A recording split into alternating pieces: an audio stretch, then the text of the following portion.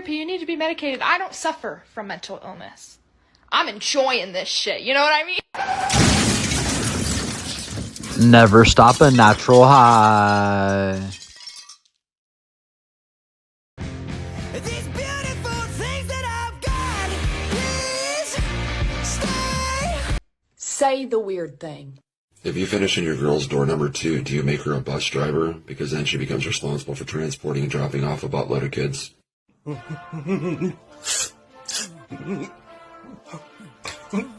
Alright, next video. I wish I could take a picture of my big natties or my feet and post it to the internet and call it a fucking day, but I gotta do shit like this now.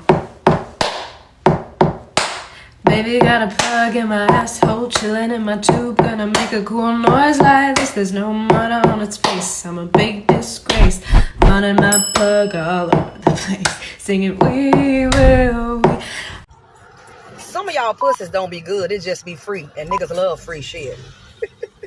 What's the worst thing about being an egg? You only get laid once, you only get eaten once, it takes you 10 minutes to get hard, and 3 minutes to get soft.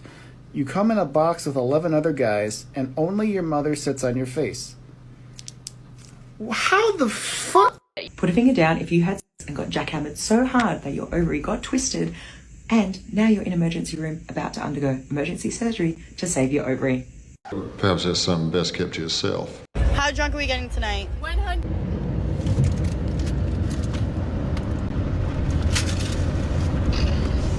How drunk are you getting tonight? 100! Oh my god. Feat of daring do an enterprise not ignoble. What's the word of the day? Busting, because if he busting within a minute, he can't claim that he hit. Hell no, man. Here we go with the girl math. Hey guys, so I got this like vibrating pad thing that you stand on, and I've never tried it before. I want to give it a go and see where it's working out and how it feels. I'm nervous that it's gonna like tickle. Let's see. Okay, that's one. Let's see. I think I'm gonna turn it up all the way. So far this is doable. Okay. Oh, it's getting a little crazier. Keep going, don't stop. Let's go all the way. 10, that's the max. Oh my god!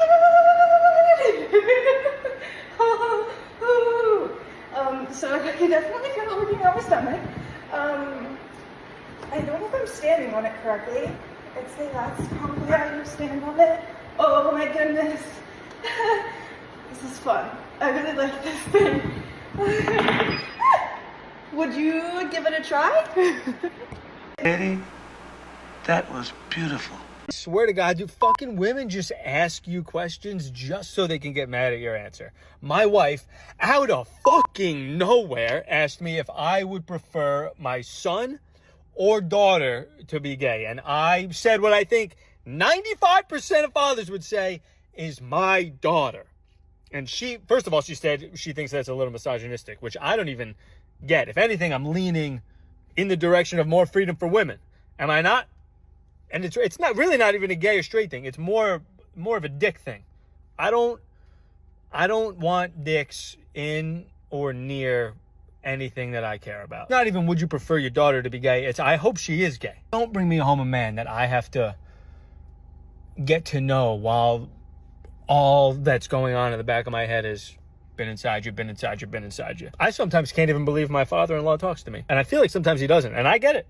I'm banging your daughter. Even though I'm married to her and I'm doing it in a respectful way, even the most respectful bang is still a little disrespectful. Dicks are just disrespectful. Dicks doing anything is always sort of a problem. Even like if I caught my wife cheating on me and I found out it was with a woman, I don't think I'd give a shit. I know I wouldn't, because there's psychologically, there's nothing entering my space. Other things obviously can enter the equation, but it's not a dick, and that's all that matters.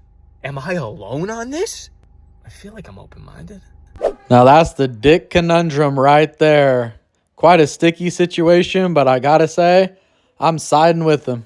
100%, let's go. Can y'all stop? What do you want, narc? Take a shower.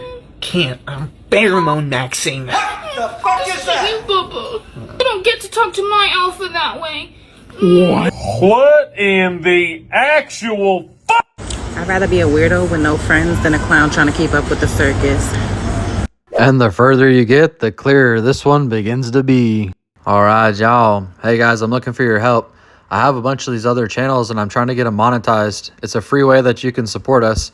We have life advice only channels for both Smackn The Wall and Larry Springer. We have Animal Unwind, which is an animal channel that I do with just calm music just to chill out. I have another one called Our Latest Angels, and it's about celebrity obituaries. And I have another one called FreezePOV, and it's police POV incidents. You know, I get around to it when I can, and when they're monetized, I'll be able to get around to it much more. I'm trying to diversify as much as I can. And don't forget, we also have the mug store. They make pretty good gifts, and we have free shipping on everything. And we also have the merch store as well. If you're interested in any of that, please check out all the links in the description. Thanks, guys. I appreciate y'all.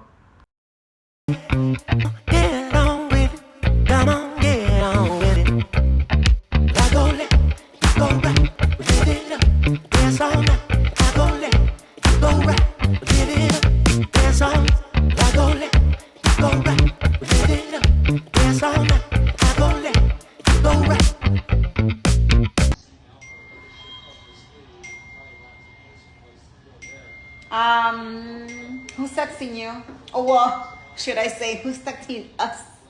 You said you were getting home at 4. It's currently 4:05. What were we doing in those 5 minutes? You're at Starbucks? Why are you at Starbucks? Who are you saying thank you to? Is that a girl? Hello? Why are you saying thank you to her? You so like, bro, you're always this freaking friendly. Why are you being so friendly? Damn, I married a Muslim, right? From Saudi Arabia. I went to the barber. She told me, keep your eyes down. I'd be laughing at her, though. Mom, what are you drinking? Because I fucking have 4 of you motherfuckers. And every time I alleviate a problem with one of you, then the other one got a goddamn problem. When I handle that goddamn problem, I think I can fucking relax. And then the other one got a problem. Like, I'm just gonna fucking accept the fact that I got too many goddamn children. There is never a time when I can say, woo, Calgon, take me away, I can goddamn rest. Because goddamn, the phone rings and it's some other bullshit on a different day. I guess I have to accept my fate. And my fate is when you have 3, 4, 5, 6 children, you can't never turn your phone off because somebody's gonna always have a goddamn problem. Damn, we finally got it straight from the horse's mouth. And they told you being with the chick that had kids was fun? It ain't fun for nobody. They're just stuck doing it whether they like it or not. So they gotta say they love it. 3 meals ordered by guys with a tiny wiener. Number 1. Why are you still watching? If you grew up eating or loving brown sugar cinnamon Pop-Tarts, I have the perfect recipe for you. These are my homemade version of your classic brown sugar cinnamon Pop-Tarts, except they are so much better because we all know homemade is better than store-bought. So go ahead and save this recipe now because you're going to want to try it out later. You're going to start by making your shortbread or your outside layers of your brown sugar cinnamon Pop-Tart by adding 2 sticks of butter to a large bowl, then add in brown sugar, powdered sugar, and vanilla. Now you can mix this by hand or you can make your life easier and use a stand or electric mixer. Add in 1 egg and mix until it is nice and fluffy, then add in your flour. Mix again and it's going to start out by looking really dry, but I promise just give it a few minutes and it will all come together. Separate your dough into 2 equal sections and place the first section in an 8x8 baking dish and press it down until it reaches all the sides. You're gonna want to take your other half and make it into an 8x8 square and just press it out as best as you can to layer on top. Make your brown sugar cinnamon mixture and place it on top of that first layer and spread it out until it is completely even. Then top it with the other half of your dough and place it in the oven to bake. Bake it for 40 minutes and then let it cool for 10 minutes and then you are ready to ice it. This recipe is super easy and I promise after you make this, you're never gonna buy store-bought Pop-Tarts again. Make sure you follow along so you never miss an easy recipe. And the people gave me a large fry by accident and I didn't want them because I don't eat that stuff or whatever, so I threw it to the birds when I came home. I come back like almost just about 15 hours later or whatever, approximately. I don't know, I'm bad with math. Don't charge it to my heart, charge it to my head, charge it to my heart. But I come out here and not one single fry that they gave us is gone. Not one single fry. And then if you look close, there's a bunch of black ants on them. The black ants are stiff. They're dead. They're not even moving. So it seems as if they attempted to eat the fries, but in the midst of it, they died. So birds will not eat the fries. The ants that did died. Yet people are still consuming this and putting this in their bodies. Now this is a great test on food. Out in the country, there's like 5 different types of ants at least. There's like the red ones and all sorts of shit. And if you put food out, they won't take it. Candy, all sorts of stuff. And I actually did it with the rats too. If I put out like a carrot or fruit or a piece of bread, they'd take it. But if you try to give them candy, they automatically know that they don't want it just based off the smell. Now, if the animals won't eat it and the ants won't eat it, that really says something. Should we be eating it? So, something to think about.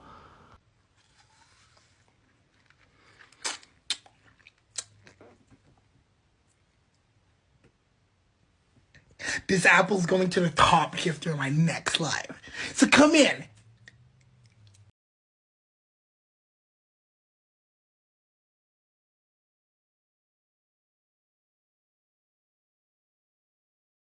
I'm dealing with the harsh reality that a heightened level of one's consciousness often leads to increased levels of isolation. And it's not that the emotionally intelligent or those who we would deem to be spiritually aware desire aloneness, because most of us don't. It's just the unfortunate result of an unwillingness to regress to a lower state or a lessened moral behavior for the sake of fellowship. In other words, I'm not about to act a fool, put up with abuse, endure what I don't enjoy, or do something out of character just to say I'm not alone. With a greater understanding of one's individual value comes a lesser tolerance for being devalued, unappreciated, undervalued, or disrespected. Those who improve themselves remove themselves from any environment that doesn't appreciate their presence. Because it takes so much work to get to a place of esteem and confidence to whereas you see yourself as valuable. So when you sense any regression around you, you want no part of that. It's the simplicity of the realization that the more I love God, the more I love myself. The more I love myself, the more I love others. But if I devalue myself, then my treatment toward others will become questionable. So I have to guard how I value myself. When your thinking elevates to that level, you then realize that the reciprocation for poor treatment is not poor treatment. The reciprocation for poor treatment is absence. Imbalance leads to collapse, and that which is uneven can never be equal. So why give ample energy to someone who's only offering minimal effort to you? Proximity, protection, and emotional boundaries are just a part of being relationally intelligent. You're doing it for your own betterment so that you can not only love you, but you can efficiently. I'm in the middle of this transition myself. Sometimes it kind of sucks because you really got to let go of your old life and your old friends and things to latch on to the new life and to get where you really want to be. But it's a transition. You have to metamorphosize. It has to happen. So I don't really tie any bad emotions to it. But I'm really noticing it happen throughout my life in the last year or 6 months a lot because the goals have become quite large. Did you know fasting for 72 hours will fully regenerate cells in your immune system? Eating 2 kiwis before bed will increase melatonin and sleep quality. Pumpkin seeds will eliminate parasites in your gut. Coconut oil whitens teeth and eliminates bacteria. If nature don't make it, don't take it. And this nigga think I'm playing on God. I'm about to off this nigga. Hey, calm down, my friend. You're about to ruin your life off of one decision, and for what? Because you're a little mad? Think for a second, my friend. You have your whole life ahead of you. Don't ruin it because you're a little mad. Breathe with me. Do not ruin your life just because you're mad, my friend. There are better ways to handle this situation. Breathe with me and I promise you everything's gonna be okay. There you go. You got it, my friend. Serious question to ask everybody. If you are fat, why? Because your daddy like it. Tell Daddy Bill to pick me up at 7 on Friday. I want to say, what % of women are virgins on their wedding day? Can we answer the question? Probably about 25%. 25%? Okay, it's 5%. What % of women have been on birth control at some point in their life? 90%. But what are the reasons why women are not on birth control? Wait, I've been on birth control before, but it wasn't because of sex. Okay, fine. That, which is all good and well until we start looking at the body count statistics, where after a woman has had 5 partners, her chance of a happy marriage drops to 20%. Okay, so, and the average woman has slept with more than 5 men. Okay, which, remember, historically, 100 years ago, 85% of women were virgins on their wedding nights. Now, what else does men get out of marriage? They get loyalty, but not today because half of women leave. Then we start to go into weight, where women are overweight. The average woman is 5'3", 170 pounds. These are just numbers, and yet we scream misogyny at me, but these are just numbers. If you ever wondered how snakes got down, well, this is Lovers Reunited. All right, y'all, let's see what I got for you today. You know, what's interesting to me is that my life experience and my smarts always boils down to the fact that I got it wrong previously. So today, I'm out here at the yard, and it's like the end of November, it's almost Thanksgiving, but I had built 3 pallets, and I looked at the weather, and it said it wasn't going to rain or anything like that. Man, I was dog tired at the end of the day, too. But I straight got some tarps, and I put the tarps on top of the pallets, even though it said it wasn't going to rain. And then when I went to the beach, I was, you know, where I live, I was chilling over there and it rained, but there's about 40 miles difference. I thought, nah, it probably didn't rain over there. But I got over here this morning and looked in a wheelbarrow and there's fucking water. And it's like, man, if rain would have got inside of these pallets when they're fully built with the plastic wrap and the tags on it, the tags will bleed all over the wood. And one of them's going to Florida and 2 of them are going to Pennsylvania. So they would have started to mold if any moisture got inside. Well, so I come here today and I think, damn, you know, you're fucking smart, dude. You fucking nailed that shit. Like, what if you didn't put those tarps on? But the only reason why I knew to do that, even though the weather said it wasn't going to rain, is because 3 or 4 years ago, I didn't put a tarp on it. I had built a $6,000 humongous pallet. I was already like 3 weeks late because I had no help at the time. And it rained inside the pallet. And I had to take all the plastic off and disassemble it. And I guarantee if I would have shipped it, it would have molded after I took it apart. There's no doubt about it. So the only reason why I have the foresight to do these things is because I failed so bad before I could never forget it.